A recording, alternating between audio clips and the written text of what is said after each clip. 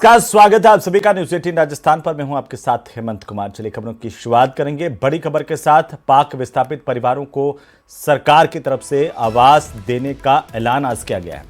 मुख्यमंत्री भजनलाल शर्मा ने विधानसभा में यह बड़ा ऐलान किया कि सरकार पाक विस्थापितों को आवास देगी। इसके साथ ही सीएम ने और भी बड़े ऐलान किए, जिनमें किसानों के लिए कई ऐलान मुख्यमंत्री भजनलाल शर्मा की तरफ से किए गए हैं।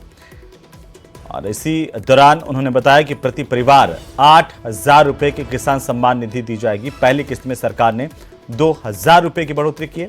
गेहूं पर एमएसपी पर सरकार ने बोनस देने की घोषणा की है। साथ ही 250 करोड़ रुपए इसका भार राज्य सरकार पर आएगा। वहीं मासिक सुरक्षा पेंशन में अप्रैल से 1150 रुपए की मिलने की बात भी की गई। सरकार पर 1800 करोड़ का आर्थिक भार इसकी वजह से आएगा। गेहूं की एमएसपी पर बढ़ोतरी की गई है। साथ ही साथ मासिक सुरक्षा पेंशन में सरकार की तरफ से बढ़ोतरी का ऐलान किया गया है। क्या कुछ कहा गया सदन में, आप भी सुनिए। योजना चालू की वो आपको बता दी किसान भाइयों को, क्योंकि वो धोखे से पीड़ित रहते हैं। पिछली बार धोखे से पीड़ित थे माननीय अध्यक्ष जी। संबल देने की दृष्टि से हमने अपने संकल्प पत्र में पीएम किसान सम्मान निधि योजना को बढ़ाने का वायदा किया था। हमने चरणबद्ध तरीके से लिए देय वित्तीय सहायता के प्रति परिवार को 6,000 रुपए वार्षिक से बढ़ा करके हमने 12,000 रुपए का वायदा किया था। रुपए प्रतिवर्ष करने का निश्चित हम इस दिशा में हमने प्रथम चरण में प्रति परिवार दे राशि 6,000 से बढ़ा करके हमने 8,000 रुपए किसान को दिया। ये प्रथम चरण है हमारा। तो वहीं राजस्थान विधानसभा में जमकर सियासी वार पलटवार का खेल देखने को मिला। शुरुआत नेता प्रतिपक्ष टीकाराम जूली ने की, जिसके बाद बारी आई मुख्यमंत्री भजनलाल शर्मा की। सीएम ने एक एक करके हर सवाल के तीखे जवाब विपक्ष के दिए। देखिए इस पर हमारी खास रिपोर्ट। गांधी वाला ये बर्दाश्त नहीं होगा। विधानसभा में सियासी संग्राम। माननीय अध्यक्ष जी, ये गलत बात, तो मैं उसके लिए मैं हूं। नेता प्रतिपक्ष के तीखे सवाल। गांधी वाला हिंदुस्तान चाहिए। सीएम का जोरदार पलटवार। सुना है ये किरदार उसके लिए बुना है जो 2014 के बाद में सेठ 100 गुना बना है। ये मैं आपसे कहना चाहूंगा। तस्वीर सियासी तकरार की है। विधानसभा में वार पलटवार की है। मंगलवार को विधानसभा में जमकर हंगामा हुआ और सियासी तीर भी चले। नेता प्रतिपक्ष ने खुलकर बल्लेबाजी की। हर दिशा में जमकर सवाल दागे गए और हर सवाल के बीच में भजनलाल सरकार थी। नेता प्रतिपक्ष टीकाराम जूली ने कांग्रेस सरकार के कामकाज की तारीफ के साथ बोलना शुरू किया और अंत में पर्ची की सरकार तक पहुंच गए। सुना है जलजला आपका खूब है। सुना है जलजला आपका खूब है। देखा है पर्ची से ही आपका वजूद है। देखा है हाकिम की मर्जी से आपका वजूद है। सुना है सोच समझकर पर्ची से ही आपको चुना है। एमपी हरियाणा गुजरात में भी यही खेल सुना है ये किरदार उसके लिए बुना है जो 2014 के बाद में सेठ 100 गुना बना है। ये नेता प्रतिपक्ष टीकाराम जूली के बाद बारी सीएम भजनलाल की थी। कांग्रेस भजनलाल को अनाड़ी खिलाड़ी समझ रही थी, लेकिन जब सीएम ने बोलना शुरू किया तो सबकी पखियां उधेड़ दी। बात कांग्रेस के करप्शन से शुरू हुई और सवाल सीधा भर्ती परीक्षा पर पूछा, जिसके बाद सदन में कांग्रेस ने हंगामा किया, क्योंकि इस सवाल ने कांग्रेस के बड़े नेताओं पर प्रहार किया था। सवाल एक परिवार के लोगों का आरएएस में चयन होने पर था। चक्की का आटा खाते थे, अरे कौन सा पानी पीते थे। हम भी डॉक्टर साहब से कह देते वो पानी लाकर किसी को पिला देते तो किसी का भला हो जाता। कि एक एक आरएस में 3-3, 4-4 एक ही परिवार के सदस्य आ रहे हैं, नंबर भी एक ही आ रहे हैं। अरे भाई 80 नहीं आए 79 आ जाए किसी का, अरे ज्यादा दिक्कत हो तो 81 कर दो, लेकिन नहीं, पूरे जो कहा वही तो करेगा वो। वहीं सीएम भजनलाल शर्मा ने खनन माफिया, पेपर लीक, महिला अपराध, भ्रष्टाचार, तुष्टीकरण से राजस्थान को बाहर निकालने की बात कही। सीएम भजनलाल शर्मा ने एक मंझे हुए खिलाड़ी की तरह बल्लेबाजी की और कांग्रेस के उन सभी सवालों का करारा जवाब दिया जो नेता प्रतिपक्ष ने बीजेपी सरकार पर दागे थे। राजस्थान की सरकार ने प्रदेश में ही नहीं पूरे देश के अंदर कलंकित करने का काम किया। हमारी जो पवित्र संस्था आरपीएससी, उसको भी तार कर दिया, दागदार कर दिया। अरे हम पढ़ते थे तो देखते थे, हमने भी एग्जाम दिए हैं, लेकिन जब हम देखते थे राजस्थान की आरपीएससी की साख पूरे देश भर में पहले नंबर थी, क्या हो गया? हालांकि कांग्रेस और बीजेपी कई मुद्दों को लेकर आमने सामने सिर्फ सदन में ही नहीं, सदन के बाहर भी रही हैं। लेकिन नई सरकार और विपक्ष का सदन में सियासी संग्राम पहली बार हुआ, जहां सीएम भजनलाल शर्मा सब पर भारी पड़े। अब बजट सत्र शुरू होगा और उम्मीद नई सरकार के नए रोड मैप पर है। Bureau report, news 18 Rajasthan. तो वहीं प्रदेश की गहलोत सरकार के समय पूरे प्रदेश में आयोजित किए गए राजीव गांधी ग्रामीण शहरी ओलंपिक खेलों में करोड़ों के घोटाले की बात सामने आई है। मंगलवार को विधानसभा में यह मुद्दा बीएसपी विधायक मनोज न्यागनी ने उठाया। रिपोर्ट देखिए।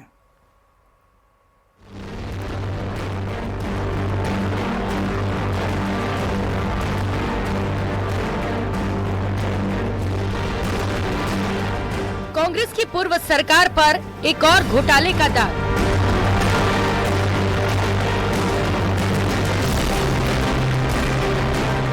राजीव गांधी ग्रामीण शहरी ओलंपिक खेल प्रतियोगिता में घोटाले का आरोप।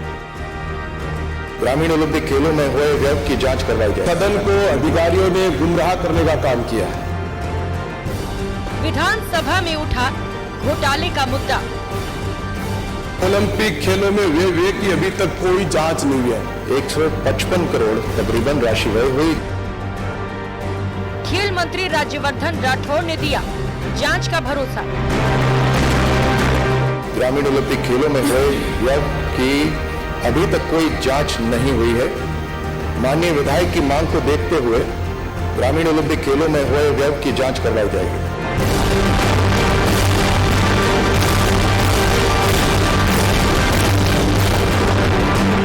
राजस्थान की सत्ता पर 5 साल राज करने वाले कांग्रेस की अशोक गहलोत सरकार पर राजीव गांधी ग्रामीण शहरी ओलंपिक खेल प्रतियोगिता में घोटाले के आरोप लगे हैं। विधानसभा में बीएसपी विधायक मनोज न्यागनी इस मुद्दे को उठाते नजर आए।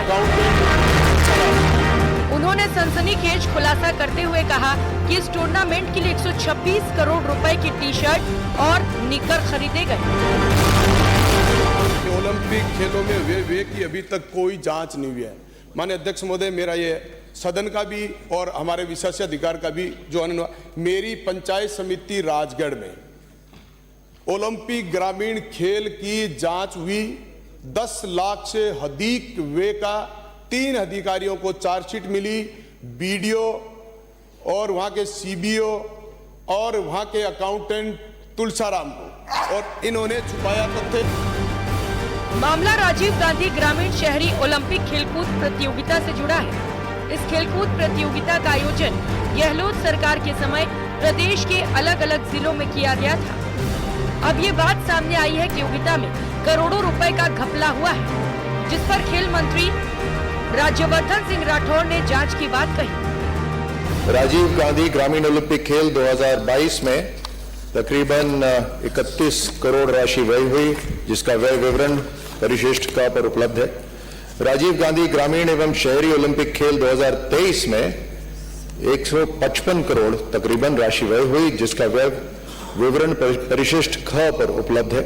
माननीय विधायक की मांग को देखते हुए ग्रामीण ओलंपिक खेलों में हुए व्यय की जांच करवाई जाएगी। खेल मंत्री ने सदन में साल 2022 और साल 2023 में राजीव गांधी ग्रामीण और शहरी ओलंपिक खेलों पर खर्च हुए का ब्यौरा सदन में रखा। खेलों में घोटाला हुआ है या नहीं, ये जांच का मुद्दा है, लेकिन इन सब के बीच अब आशंका इस बात की है कि इन खेलों के आयोजन अब आगे होंगे या नहीं। Bureau report, news 18 Rajasthan. तो वहीं अलवर के नौगांव थाना इलाके में मंगलवार की शाम को भीषण सड़क हादसा हुआ। इस हादसे में बाड़मेर के पूर्व सांसद मानवेंद्र सिंह जसोल और उनका बेटा घायल हुआ है, जबकि उनकी पत्नी की मौत हो गई। पुलिस ने बताया कि दिल्ली से जयपुर आ रहे मानवेंद्र सिंह की कार नौगांव के पास एक पुल की दीवार से टकराई। इससे उसमें सवार सभी लोग घायल हो गए। घायलों को अलवर के निजी अस्पताल ले जाया गया, जहां चिकित्सक विक्रांत सोलंकी ने मानवेंद्र सिंह की पत्नी चित्रा सिंह को मृत घोषित कर दिया। उन्होंने बताया कि मानवेंद्र सिंह और उनके बेटे हमीर सिंह का इलाज चल रहा है। पुलिस के मुताबिक हादसे के बारे में मानवेंद्र सिंह के परिजनों को भी सूचना दी गई।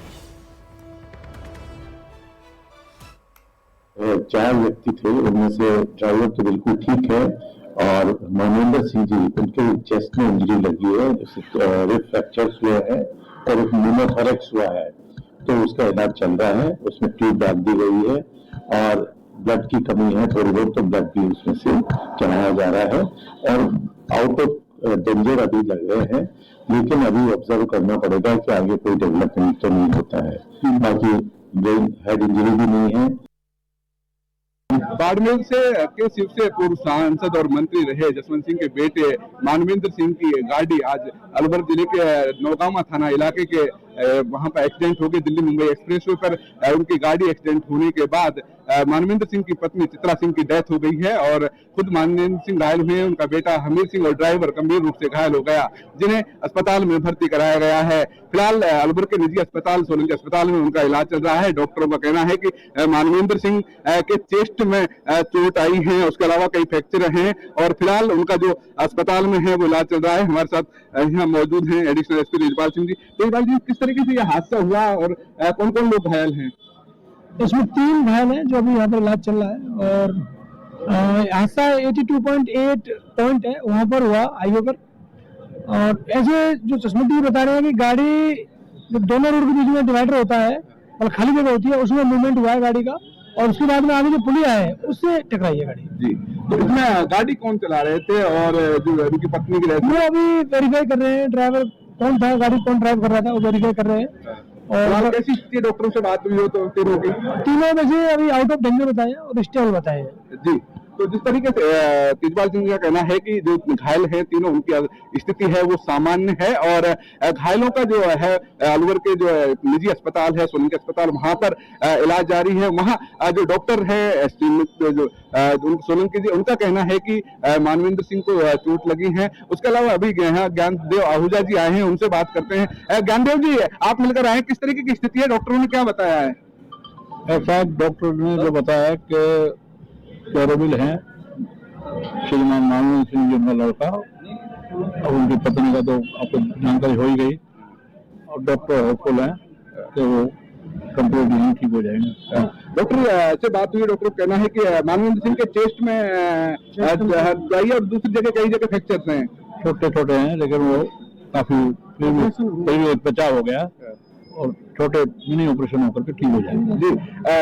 मानवेंद्र सिंह के जो छाती में है वहां पर चोट आई है, जिनको डॉक्टरों का कहना है कि उनका पसलियों में है, वहां पर कुछ फ्रैक्चर्स हैं, वो शायद उस तरीके की स्थिति है। तो अभी अगर परिजन कहेंगे तो उन्हें हायर सेंटर पर रेफर किया जाएगा और जरूरत पड़ती है उनके परिजन से बात की जाएगी, उसके बाद आगे की स्थिति तय होगी। फिलहाल ये देख सकते हैं कि अस्पताल में यहाँ पर पुलिस और प्रशासन के जो अधिकारी के अलावा राजनीति से जुड़े हुए लोग हैं, वो जिसे घटना के बारे में जानकारी मिली खुद पहुंचे हैं और फिलहाल अस्पताल की जो है यहाँ पर कलेक्टर और एसपी खुद मौके पर मौजूद है। इसके अलावा सभी चिकित्सा विभाग के अधिकारी भी मौजूद हैं और राजनीति से जुड़े हुए लोग जो घटना के बारे में सुने वो यहाँ पर पहुंचे हैं। राजेंद्र शर्मा, अलवर। तो वहीं इस दुर्घटना के बाद शिव से विधायक रविंद्र भाटी भी मानवेंद्र सिंह और उनके परिवार से मिलने के लिए अलवर पहुंचे। अस्पताल में उन्होंने पहुंचकर घायलों से भी मुलाकात की।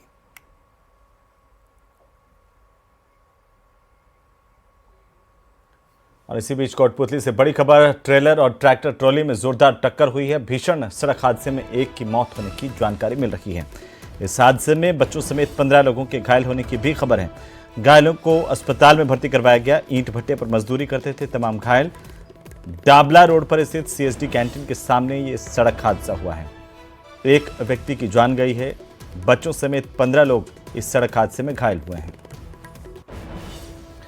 तो वहीं केंद्रीय मंत्री गजेंद्र सिंह शेखावत एक दिन के अजमेर के दौरे के दौरान सर्किट हाउस पहुंचे, जहां पर मौजूद अजमेर सांसद भागीरथ चौधरी समेत कई अधिकारी और पदाधिकारियों ने उनका जोरदार स्वागत किया।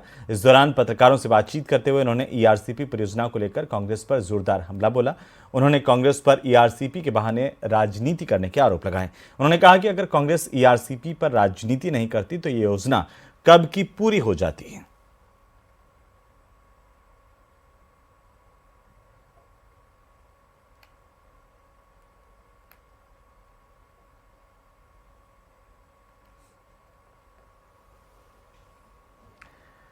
तो वहीं प्रदेश में अब लेट लतीफी करने वाले कर्मचारियों की खैर नहीं। जयपुर विकास प्राधिकरण के दफ्तर का निरीक्षण करने के बाद मुख्य सचिव सुधांशु पंत कलेक्ट्रेट में औचक निरीक्षण करने के लिए पहुंचे। कलेक्ट्रेट समेत संभागीय आयुक्त और तहसील कार्यालय का दौरा करने के बाद वहां रजिस्टर देखकर उन्होंने नोटिंग भी की। इस दौरान वहां पर नदारद मिले कर्मचारियों के खिलाफ कार्रवाई के निर्देश मुख्य सचिव ने दिए हैं और इसके बाद कार्मिक विभाग ने एक अहम आदेश जारी कर मामले में स्थिति साफ की। इसके मुताबिक वक्त पर ऑफिस नहीं पहुंचने वाले कर्मचारियों के खिलाफ अनुशासनात्मक कार्रवाई की बात भी कही गई है। इसके तहत सेक्शन में नियंत्रण अधिकारी को यह सुनिश्चित करना होगा कि सुबह 9:30 बजे वे खुद और सभी कर्मचारी ऑफिस आएं और शाम को 6 बजे तक रहें। इसके अलावा बिना वजह इधर उधर घूमने वाले कर्मचारियों पर भी सरकार की नजर है और उनको भी अनुशासन से रहने की हिदायत दी गई है। सुधांशु पंत के औचक निरीक्षणों की वजह से राजस्थान के 7 लाख से ज़्यादा कर्मचारियों में हलचल और सुगबुगाहट है। फिलहाल कार्मिक विभाग ने जो आदेश जारी किया है उसमें स्थिति स्पष्ट कर दी है कि सभी कर्मचारियों को वक्त पर ऑफिस आना होगा और वक्त पर ही वो ऑफिस से बाहर जा सकेंगे। लंच टाइम में भी ज़्यादा वक्त की बर्बादी नहीं कर सकेंगे और फालतू पार्क में घूमना, इधर उधर आना जाना या फिर किसी भी तरीके से किसी भी फाइल को निपटाने में की गई देरी पर सवाल किए जाएंगे। फिलहाल अगर देखा जाए तो मुख्य सचिव ने पहले JDC में औचक निरीक्षण किया था, उसके बाद आज सुबह जयपुर कलेक्ट्रेट में निरीक्षण किया। वहां पर नदारद मिले कर्मचारियों को लेकर के नोटिंग भी की और बाकायदा उनके ऊपर कार्रवाई करने के लिए भी कहा। राजस्थान में अगर देखा जाए तो 26 जनवरी को मुख्य सचिव और मुख्यमंत्री दोनों ही कह चुके थे, अब राज और रिवाज दोनों चीज़ें बदल चुकी है। राजस्थान में कर्मचारियों को अपनी सोच बदलनी होगी, वक्त पर काम करना होगा और जो लोग प्रदेश की 8 करोड़ जनता उनसे आशा लगाए बैठे हैं उनके काम को त्वरित गति से करना होगा। फिलहाल कर्मचारी संघों की ओर से भी प्रदेश के मुख्य सचिव और कार्मिक विभाग की ओर से जारी किए गए इन फरमानों के ऊपर कहा गया है कि उनकी ओर से जो भी ज़रूरत होगी तमाम काम किए जाएंगे। कंधे से कंधे मिलाकर के आगे प्रदेश को मजबूत बनाने की कोशिश करेंगे। साथ ही साथ सभी कर्मचारी भी ये उम्मीद करते हैं कि सरकार उनकी मांगों पर भी सकारात्मक रुख दिखाएगी। फिलहाल मुख्य सचिव सुधांशु पंत के इस एक्शन के बाद में राजस्थान के सरकारी जो महकमे हैं उनकी तस्वीर जल्दी ही बदलने वाली है, क्योंकि अब जयपुर के कई कार्यालयों में ये चर्चा है कि कभी भी मुख्य सचिव खुद औचक निरीक्षण के लिए आ सकते हैं, इसलिए वक्त पर ऑफिस पहुंचो। कैमरा पर्सन शेर सिंह के साथ में अरबाज अहमद, न्यूज़ 18 के लिए जयपुर से। तो खैरतर जिले के तिजारा थाना इलाके के टटलूबाजों ने गुजरात के 3 स्क्रैप व्यापारियों को सस्ते दामों में स्क्रैप बेचने के बहाने से तिजारा बुलाया और यहां पर तीनों को बंधक बना लिया। इसके बाद इन बदमाशों ने व्यापारियों के परिजनों से 15 लाख रुपए की फिरौती मांगी। व्यापारियों के परिजन पुलिस के पास पहुंचे। गुजरात पुलिस ने मामले की सूचना अलवर पुलिस को दी और इसके बाद तिजारा थाना पुलिस ने तीनों व्यापारियों को बदमाशों के चंगुल से छुड़वाया है। इस दौरान एक बदमाश को पुलिस ने गिरफ्तार किया, जबकि अन्य 4 लोग यहां से फरार हो गए। आपको बता दें कि तीनों व्यापारी गुजरात के भावनगर के रहने वाले हैं।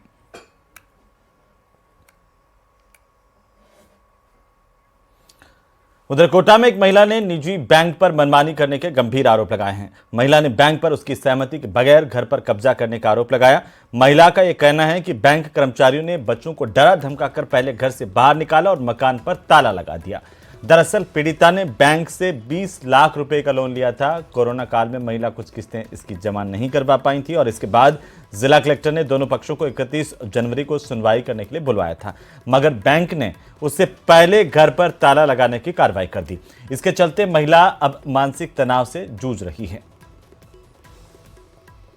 बैंक से हमने लोन लिया था 20 लाख का। उसके बाद कोरोना टाइम से थोड़ी दिक्कत सबको हुई, उसके बाद भी हमने जमा किए पैसे और फिर 2-3 किस्तें ड्यू होने के बाद इन्होंने बदतमीजी करना शुरू कर दिया हमारे साथ। लेकिन उसके बाद इन्हें सरफेक्सी एक्ट में भी डाल दिया। बात होते हुए हमारी बात भी हो रही थी, उसके बाद भी सरफेक्सी एक्ट में इन्होंने यहाँ पे कलेक्टर साहब की फाइल डाल दी। फाइल डालने के बाद यहाँ से आदेश हुए, वो भी हमारी बिना मौजूदगी में, हम वहाँ थे भी नहीं, एक तरफा आदेश हुए इनके बैंक वालों के लिए। और जिस आदेश को ये लागू कर रहे हैं वो आदेश की ऑलरेडी यहाँ पे सुनवाई चल रही है कलेक्टर साहब के यहाँ पे, और उसकी अभी सुनवाई की तारीख 31 नियत है। उसी बीच में उनका वकील भी आ रहा है, हमारे वकील भी यहाँ पे पक्ष रख रहे हैं, लेकिन हमारा पक्ष जाने बिना और बैंक वालों के सारा पक्ष नॉलेज होने के बिना बच्चे घर पे अकेले थे और इन्हें अवैध रूप से मतलब वहाँ पे प्रवेश करके और ताला लगा के बच्चों को बाहर खड़ा कर दिया। और इसी के साथ ही इस बुलेटिन में फिलहाल इतना ही। आप देखते रहिए।